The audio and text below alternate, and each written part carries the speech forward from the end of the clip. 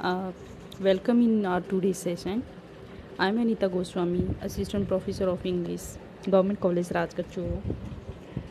Our today's topic is a poem entitled Ecology by A.K. Ramanujan, and this poem is prescribed in BA Part 3rd, Paper 1st of Poetry, Drama and Poetry, which is prescribed by MGSU, Bikaner. So, before moving ahead to the poem, let's have a brief intro of the poet A.K. Ramanujan, who was born in 1929 and died in 1993. And he was popular Indian playwright, folklorist, philologist, translator, and a bilingual poet who wrote both in English and Kannada. So, Kannada was his native language. Even though he moved to the United States of America, his poetry is primarily based on his Indian experiences and sensibility. He constantly harks back to the memories of his family, his local places, images, his beliefs, and history. All these things that remind him of home. And there are several volumes of his poetry which got popular during his time and after uh, his life also. There are few, to name a few, there are The Striders. It is also a very popular volume of his poetry collection which was published in 1966. Relations is another volume which was published in 1971. And there are Selected Poems which got published in 1976 and Second Sight in 1986. So here our present poem Ecology has been taken from this volume Second Sight, which was published in 1986. And there are collected poems as well which got published in 1995. In 1976, he was awarded the honorific title Padma Shri, and in 1983 the MacArthur Prize Fellowship. So there is a South Asian Council of the Association for Asian Studies, who is it has established the A.K. Ramanujan Book Prize for translation to commemorate his excellence and contribution to translation. So he was a great translator as well, and he posthumously won the Sahitya Akademi Award for his collection of poems entitled Collected Poems in 1999. So coming to the poem, here we are. So our present poem Ecology, actually this poem is deeply rooted in the traditions of India, to which the poet is intrinsically attached. We realizes that with all the separation from his own country in terms of his physical distance, the attachment is in fact getting even stronger than it used to be. So as we know that he got shifted to Chicago in USA, and in between he used to come in India. And so this poem also shows how there is mother-son relationship which has been portrayed by the poet here very beautifully.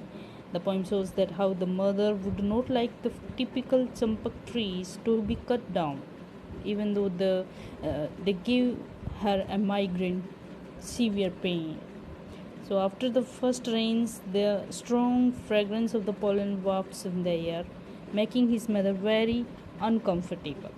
So though the poet dislikes her aversion to cutting down in the trees, he is aware of the feeling of home that it gives him every time he comes back from America. So here the poet, we get the conflict which is running between mother and son, the relationship between mother and son. So now proceeding ahead, let's read the text of this poem. Here I am reading for you the text. Please pay attention. The day after the first rain, for years I would come home in a race. So as we know that the poet shifted to America, and in between he used to come to India, and when usually he came back his home, and it was the time of the rainy season. So the day after the first rain, 4 years, I would come home in a race. When he returned after so many years back, he returned his home back. He would come home in a race. He got furious. Why was the poet in a race? Perhaps we could get the idea from the next lines of this poem, where he talks that, for I could see from a mile away our 3 red sampak trees had done it again.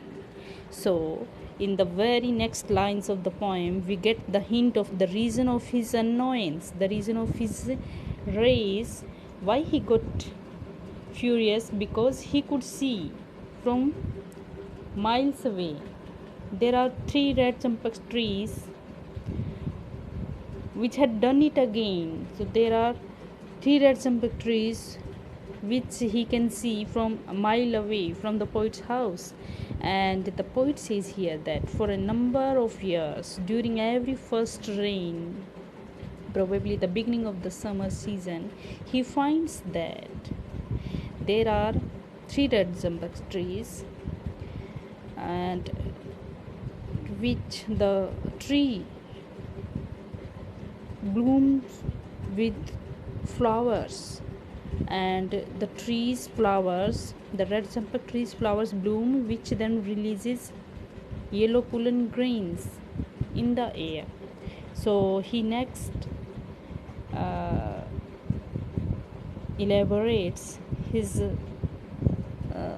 reason of his getting his annoyance, about his annoyance, that when he says that had burst into flower, those red champak trees which had done it again had burst into flower and given mother her first blinding migraine of the season. With their straight long heavy hung yellow pollen, fog of a fragrance no wind could sift. So during the summer season, the red champak trees flowers bloom, which then releases yellow pollen fog grains in the air, which according to the poet spread like clouds throughout the street, or in other words throughout the nearby area of his house. So he finds there his mother suffering from severe migraine, the blinding migraine. So that means the unbearable migraine pain from which she is suffering due to the spreading fragrance of the pollen grains which spread nearby atmosphere of their house, and the pollen grains, they remain suspended in the air and thus do not allow the wind, not wind could shift, do not allow the wind to get pure. It remains filled with their fragrance, and due to the fragrance of those flowers, his mother usually gets severe migraine pain, and that is something the poet doesn't like, and that's why he gets very angry after getting reached to his home. And after then, what happened? Here we are. No door could shut out from our black pillared house, whose walls had ears and eyes. Scales, snails, bones, quakes, nightly visiting voices, and were porous like us. So, in the next line, the poet says that no door can shut out, that is, that no door can prevent the pollens from entering into their black pillared house. According to the poet, walls had his house walls had ears and eyes, scales, smells, bone cracks, nightly visiting voices, and were porous like humans. So here, the poet have used the literary device personification when he says that his house, the walls of his house had ears and eyes, means he is attributing humanly qualities to the non inanimate things, which is that is his house. His house has ears like human beings, his eyes like human beings. But so here the poet personifies the house by saying that, like us, it is also suffering from the bombardment of pollen grains that are coming inside the house through the holes. There are holes in his horns which are like the pores of the human body. So that is something he has conveys till now. And there is something also worthy noticing thing that we can find here, that there is the literary device simile also used in the words like scale, smell, where the s sound is repeated again and again. And and in the next line we can also find visiting voices. The v sound is also repeated here. So here the sorry, not simile, this alliteration has been used. The device alliteration has been used by the poet. Why? Because that alliteration is something when we could find the repetition of consonant sounds at the beginning of the words. And moving ahead, the poet has expresses his feelings. After then, what happened? He says that, but mother, what happened with his mother? But mother, flashing her temper like her mother's twisted silver, grandchildren's knickers wet as the cold pack on her head, would not let us cut down a flowering tree. So, in the next line, the poet says, finally tells that his mother, he is going, when he says his mother that he is going to cut down the trees, then his mother, she flashes with rage, her temper gets higher. She mother flashing her temper means she the thing cutting down the trees is something irritating for his mother, that she which flashes rage and anger in her, which is full of sweat and pain due to migraine. So the raise her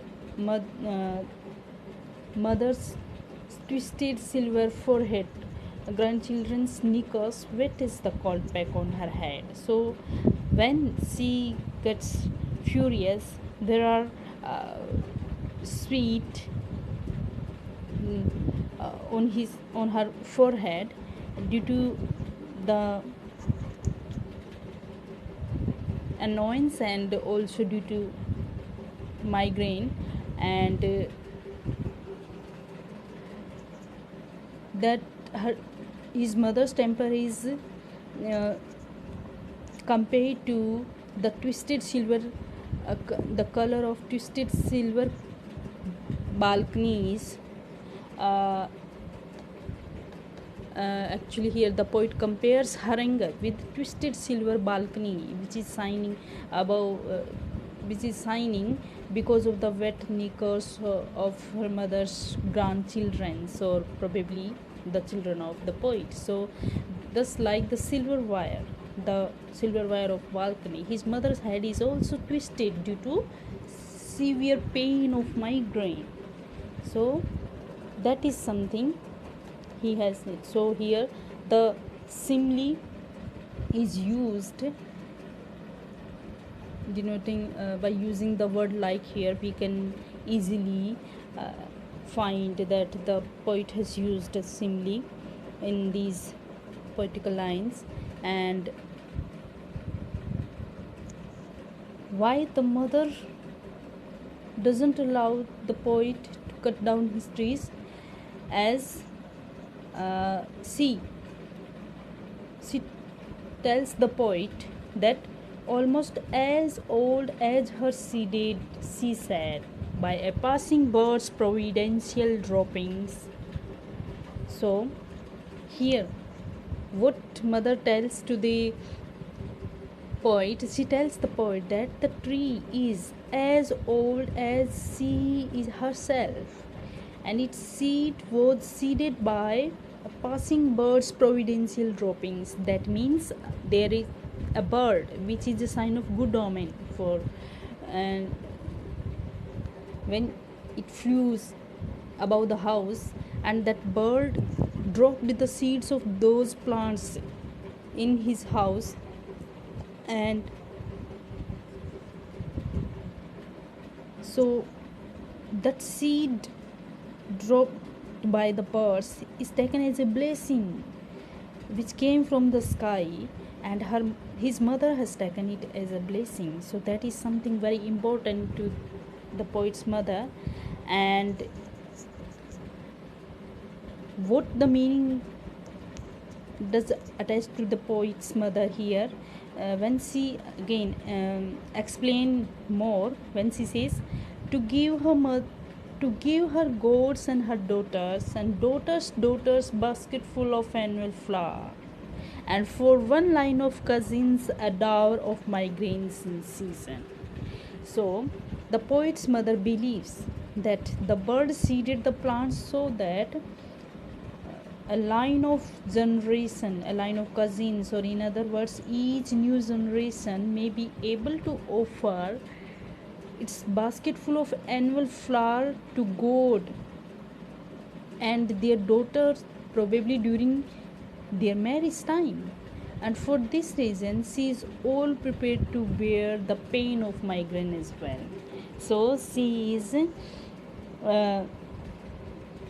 making the things clear uh, in front of the poet that these flowers are very pure, and they the tree is good for everything for them, and they get throughout the year they get basket full of flowers which is used to offer their goat, and also used during the marriage time of their daughter. So it is a line of the whole line of whole generation which gets benefit from the trees. And also for this the mother is happy, and she is all prepared even to bear the pain, the severe pain of migraine as well. So here we can find that a mother's sentiments has been deeply attached to the tree, red champak tree. And the poet, in the whole poem here, the poet has tried to show the difference in the views of people belonging to the old generation and those belonging to the new generation. So here the old generation is represented by poet's mother, and the new generation is represented by the poet himself. So the old people have emotions, memories, beliefs attached to the ecology. And so here for the poet, the red champak trees have no use. For the new generation poets, it doesn't have any meaning, or it doesn't have that kind of emotional bond. Their pollens pollute. For the poet, the pollens of the tree pollute the air and thus the whole city. So they cannot be prevented from entering the houses and the human body as well. So the pollens are the cause of severe pain that his mother is suffering. As the poet has no emotions to the ecology or the trees, he decides to cut down. And on the other hand, we find that his mother's perspective is totally contrary to the poet's views, to the views of her son. For her, the tree is not just a tree but a good omen for her and her house. So it is the flowers of the red champak trees which she and other people offer to the gods and to their daughters during their marriage time. So this is what makes her consider her suffering. Her suffering is a small sacrifice which she is giving to the tree. So with this we have come to the end of this poem. So hopefully you have understood this poem very well. Thank you, students. Now we will meet in our next class. Thank you for till now.